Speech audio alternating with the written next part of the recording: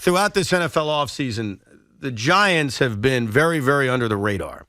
And I think in a lot of ways, Giant fans have looked at that as a good thing. Like, it's a good thing. Like, they don't have the same hype and expectations necessarily that the Jets have. They didn't acquire a Hall of Fame quarterback during the offseason. So I think we have viewed the under-the-radar Giants as a good thing. But here's the negative thing, the bad thing, and it's a part of why I don't mean to be a bad guy. I'm not here to piss you off. They don't call me Evan Morash Roberts. I genuinely feel this way. A big part of why I think the Giants are going to have a disappointing season this year, probably win 6 or 7 games, is the fact that because they've been so under the radar, we have spent no time talking about their legitimate issues that this football team has. We've broken down every issue the Jets have. And one of the issues we always hear about with the Jets, rightfully so, by the way, is their offensive line. Andrew Thomas is the best left tackle in the NFL. I'll give you that. I agree with that. Watching him every day, he has grown as a player. Evan Neal sucked last year. And you all want to make the assumption that Evan Neal's going to pull an Andrew Thomas? You all want to make the assumption that the rest of this offensive line is going to make a jump from last year? You want to assume that this offensive line is going to give Daniel Jones time to throw bombs down the field now that he's got more weapons? I do. I can't make that assumption. You want to make it, and that's cool, but we have spent this entire offseason not talking about 2, and I've only addressed 1 so far, legitimate issue this football team faces. So let's start with the offensive line. Is it any good, Tiki? It's better than I think people are giving it credit for. Look, Based on what? Andrew Thomas was one of the best offensive tackles in football last year. Evan Neal, who was a rookie last season, struggled. In particular against the Eagles. Now, really, the first one was the Cowboys. He got torched against the Cowboys, but he also struggled against some of the best edge rushers in football. But that's to be expected because when you come from college, no matter how big, accomplished, et cetera, that you are, it's a different game. Like, you're playing against different types of men on the NFL level, and we saw it with Andrew Thomas. He took some adjustment, and now he's one of the best tackles in football. I think the same thing can apply to Evan Neal. But, for every guy that becomes Andrew Thomas, and you're right about that, he made a glorious jump. But a lot of guys don't make that But it's also the pedigree. Like, I can't discount the fact that, similarly, they're both from Alabama, and they went to Alabama. And I called a bunch of those Alabama games. I don't want to say it was easy, but they had great skill position players and great quarterbacks, whether it was Tua or Jalen Hurts. Mac Jones was even good down there. But the ball was out in 2 seconds, right?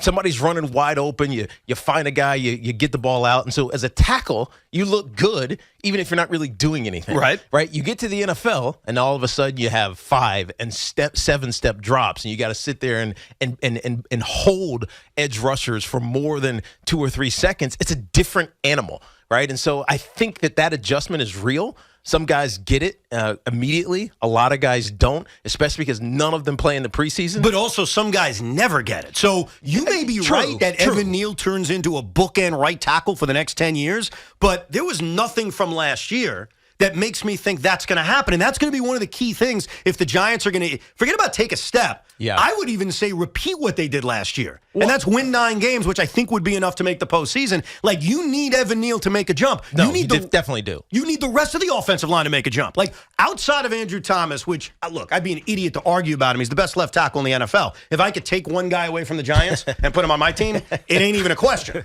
Like, I wouldn't even have to think about it. The answer is Andrew Thomas, so this is no knock on him. But the rest of this offensive line possesses major questions that, let's be honest, we haven't addressed. Yeah. And so for Jalen Hyatt and Darren Waller and a healthy Wan'Dale Robinson, which is great, Daniel has more weapons. Does it matter if he's not going to have time to make big plays downfield? If that's the case, if what you're laying out is true, you're right. It will be a struggle. But I think we saw a little bit of the answer to this in the preseason. Daniel Jones played 1 game in the preseason. We saw it. It was an elite performance, even though it was a series, but it was an elite series because the ball came out quick, 3 steps, accurate throw to Darren Waller. 3 steps, accurate throw to Isaiah Hodgins. 3 steps or 5 steps, he hits a crossing route to Darren Waller. That was the one incompletion because he got nailed and he dropped the area. He didn't hold on to it. But it was the offense is varied. We didn't even see Saquon Barkley, so not talking about running the ball. You're not wrong. I mean, I'm not arguing that this offensive line is one of the best in football, but I am saying that with young players, and you have three of them, really. Andrew Thomas, Evan Neal, and then John Michael Schmidt, who looks like he's going to get the start at center. They're young players. They're going to grow and get better. And if they do, then this Giant offense can really be elite. So a young player I can't assume isn't going to be good, but I also can't assume they're going to be. I can't assume that Evan Neal's going to make that jump because for every Andrew Thomas, there's Eric Flowers.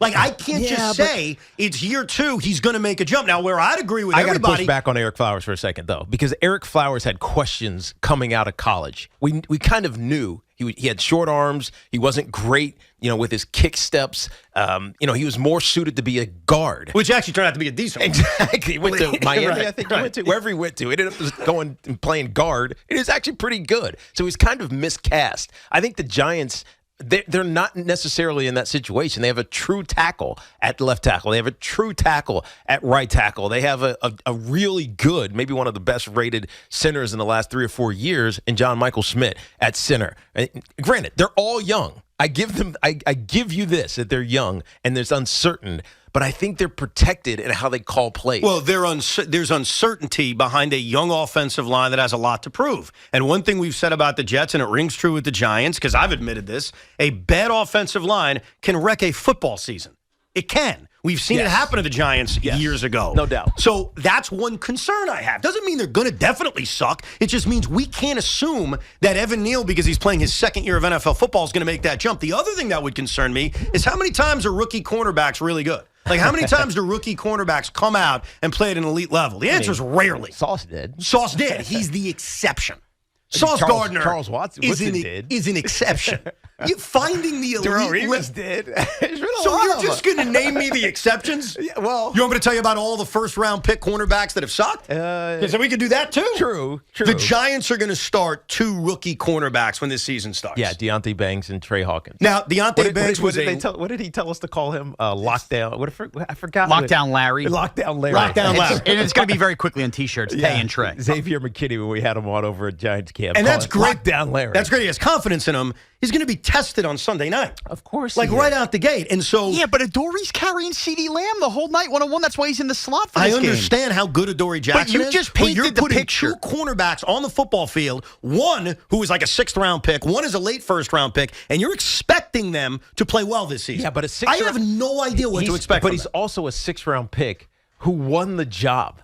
That's great. Right? Good for him. Now, it may be because there weren't other great options. The one thing that you could knock the Giants on in the last 3 or 4 years, drafting defensive secondary players, that they've all been slot corners.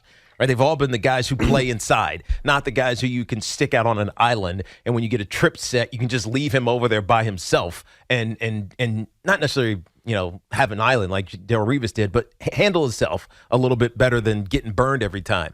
But he won the job, right? Sure. And I think he won the job for a reason. He had a great camp, but the point is, on Sunday Night Football, when he makes his NFL debut, he's still making his NFL debut. Of course. And the one thing about rookie cornerbacks, again, I'm not telling you Trey Hawkins is going to suck. I'm not telling you Deontay Banks is going to become Kyle Wilson. But what I am telling you is you are relying on 2 rookie cornerbacks who are going to get picked on. They're going to get challenged. As good as Adoree Jackson is, and he's going to cover the slot all year, you know what offensive coordinators do. They see a rookie cornerback, and they challenge them. They challenge And them. what we don't know about Banks and Hawkins is how are they going to react to that challenge? I give a lot of credence to so they drafted Cordell Flott a year ago, 2022. That was a 22 draft. So a third year rounder, ago, yeah. Third rounder from 2 years ago.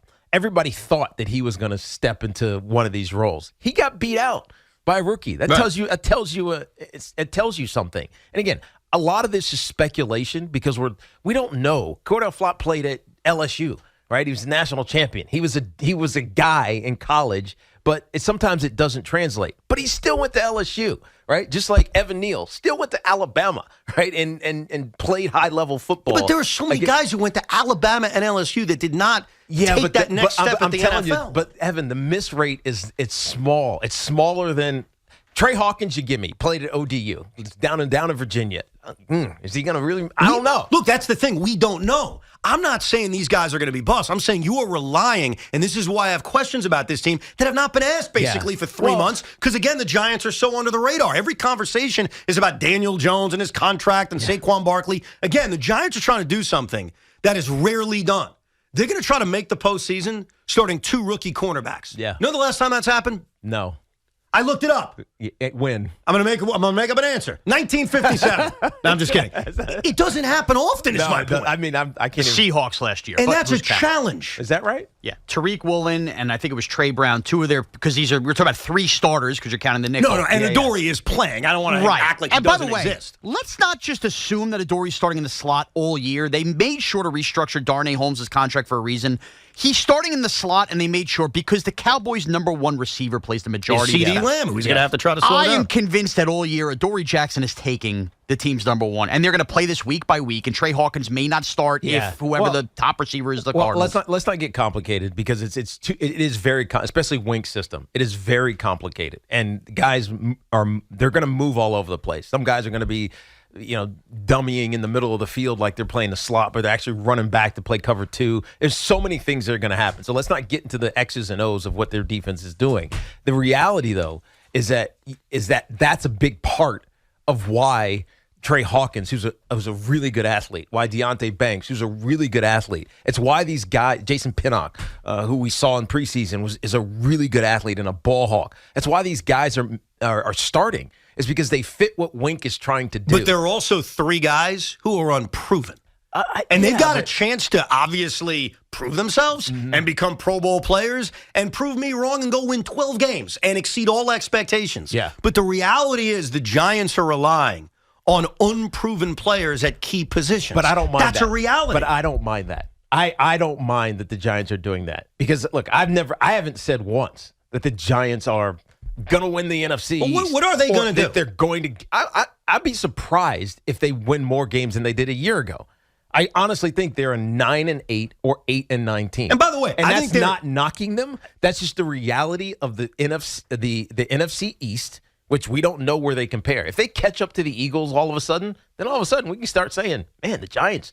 Hey, they might have a shot. But if they caught up to the Philadelphia Eagles? I don't know. I don't think they've caught up to the Dallas Cowboys. And a part of why I think wins are going to be tough to come by is you're going to have to play Dallas and Philadelphia 4 times this season. And you can tell me all day, well, it's Eagles late in the season. Maybe they don't care. We'll see what the schedule holds and what situation they're in. They're going to have to do something they haven't done in a very long time, including last year. They have to win games against the Cowboys and the Eagles. And if they don't, how are they getting to that win total of 9 or 10 or whatever a Giant fan thinks they're getting to? The reason I think 6 is the number is not because I think Brian Daboll's an idiot. I think Brian Daboll's a hell of a head coach. I like what Joe Shane's done this offseason. But when you combine relying on some very unproven players in their secondary, an offensive line that's got major questions, a schedule that's tougher. They won a lot of close games last year. Of course. Are they winning all of those close games again? I don't know. Well, they're better than they were last year.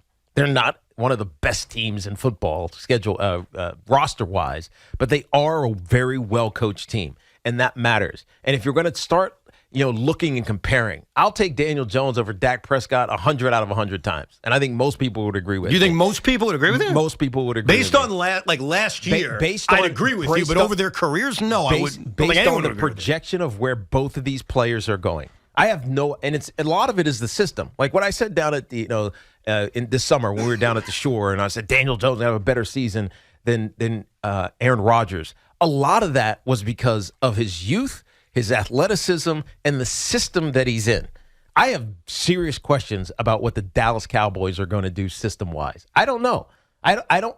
It's Mike McCarthy calling the plays, right? And I know there's an up and down resume with that, whether it was really good when he won championship in Green Bay or whether it was really bad when he gave up those play calling duties in Green Bay, handed them over to I forget it was a running back, Edgar Bennett. Had to get over to Edgar Bennett to call plays, which pissed off Aaron Rodgers and really soured that relationship. You also got my guy Brian Schottenheimer now in Dallas. Yeah. Well, I mean, so I say that sarcastic, by the way. He's not my guy. I don't know who Dak is going to be next. As crazy as that sounds. No, I get you. Look, Dak didn't have no idea who Dak didn't have a great year last year. But I do know who Daniel Jones is going to be. And I do know that there's only growth ahead of him in this offense and with the skill position players that they surrounded him with. I didn't, in our conversation in the first 15 minutes, I never brought up Daniel Jones sucks, and that's why the Giants are moving backwards. My issues and my questions around this football team is not centered the way it was last year about the quarterback. The quarterback had a great year last year. Right. His interception percentage was way down. He didn't turn the football over. Now, that number probably goes up by taking more shots down the field. Yes. So I'm not thinking that Daniel Jones necessarily is going to be the reason they move backwards. I think the reason they're going to move backwards is I don't know how good the offensive line is. I have none of us do, by the way, how good these corners are going to be they're going to rely on. So why are you assuming negative then? Here's the other thing. I believe, and I've seen this firsthand, that it is very difficult in the NFL to, after having that surprise season, which we've all witnessed as Jet and Giant fans, the year where you come out of nowhere. And we agree, that was the Giants last year. Oh, yeah. There was not a single person, as much of a homer as Morash is, that thought the Giants were making the playoffs last year and winning a postseason game. No. Okay, none of us thought that. They had an outstanding year. And by the way, that was probably even after like 4 weeks. Oh, no doubt. You're still saying, okay, well, you still got to prove it. You're waiting for the other shoe to drop. They had an outstanding surprise year last year. Which is why Brian Dable won Coach of the Year. Deserved. It is very difficult to do that again. It is very difficult to repeat after that rookie season as a head coach where you shocked the world, which is essentially what they did. It is very difficult to come back the following year with a schedule that, in my estimation, is more difficult in a division that, as far as I'm concerned, in the NFC, is far and away the toughest division. When you got to deal with Dallas, Philadelphia, and I don't think Washington's half bad. It is very difficult to match that again. And here's the other thing. I say they're going to win 6 games. That sounds crazy. They won 9 games last year. They have a tougher schedule. Yeah. Every game they won besides the Indianapolis game was a close game. Like, it's one score wins. The margin of error is so tiny in this league that the idea of them moving back a couple of games is not nuts. It's more likely than moving up and winning 11 or 12 games. Your argument is so flawed and so weak, it's actually giving me chills down my spine. Which part? Oh, well, first of all, the part that you just laid out as far as it's hard to repeat off a surprise year. Okay, I could hear that. Here's the problem with that. There's no empirical evidence for that. Well, by the way. You want me to give you examples? No, but hold on now. That's fine if you look at say our own that. teams around here. Evan, outside of the Cowboys, Eagles, and Niners, if we separate them, let's just say they're the 3 best teams in the NFC, and I believe the Giants are about to pass the Cowboys. Every other team you're going to make an argument for the Giants competing with the playoffs in, the Vikings rookie head coach Kevin O'Connell winning all those close games last year. The 11 of them. Right. The freaking 8 fourth quarter comebacks. The freaking Detroit Lions who end up basically being a 9 or 10 win team. The Seahawks, who everybody thought were going to win 4 games last year. Yeah. All of those 3 teams are the other teams we're talking about the Giants competing for wild cards. No, that's what you're talking about. You don't know who's going to come out of nowhere. But those are the games. other contenders, though. They all have that same question you're saying. But last year, coming into this year, none of us thought of the Giants or the Seahawks, to your point, as a contender. And they emerged as contenders and made the postseason. So if you want to pinpoint those specific teams, you can do it all day, but you know there's going to be teams in the NFC that come out of absolute nowhere. And if your biggest argument, which I totally understand, is the conference is flawed. Yeah, it is. No doubt. I agree. But 7 teams have to make the postseason. Yeah. And you have to win 9, in all likelihood, to get there. When I look at the Giants' schedule, and I look at the division they're in, and I look at the questions that they have, you got to get to that number. Yeah. Forget about every other team. We're not talking about the Detroit Lions and what they're going to do this year, or the Vikings. You got to get to that number. Can they get to that number? Absolutely. Can they beat the Dallas Cowboys for the first time in like a quarter century? Can they beat the Philadelphia Eagles for the first time? First of all, they don't have do to. that? They don't have to beat the Eagles to get to 10 wins. And by the way, they're facing them 2 of the last 3 weeks. Let's see if the Eagles are playing. I know. anybody We week go back 18. to that argument. Maybe But they it's don't true. care. But it's But true. it comes down to it does make a difference whether or not you make the playoffs. Evan, the Evan Neal thing. Evan Neal got hurt versus the Jaguars last year, missed several weeks, and then played the rest of the year in a knee brace while he was improving.